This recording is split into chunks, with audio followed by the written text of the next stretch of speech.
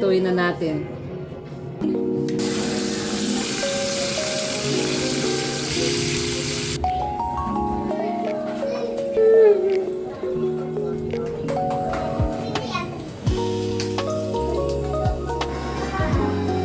Sibuyas.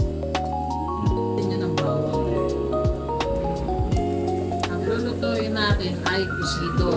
Pero ang tawag ko, purple soup. Kamatis.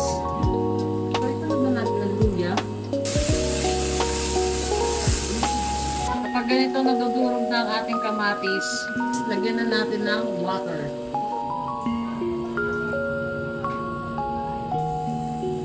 Siling green.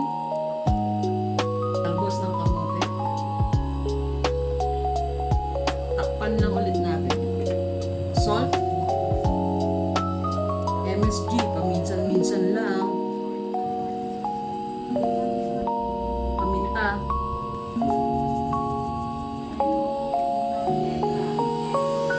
Lagyan natin ng 2 isda.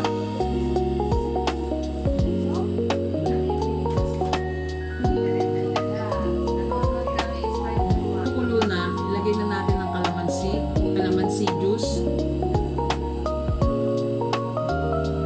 Hayaan lang natin siyang kumulo pa.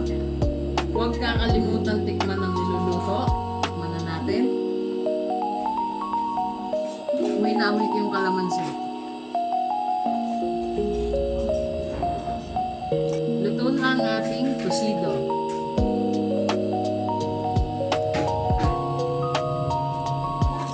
Ito ang paborito ko sa cocido eh.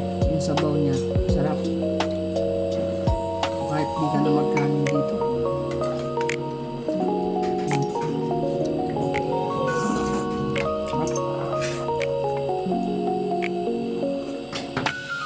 Una ko itong tikman sa Bicol.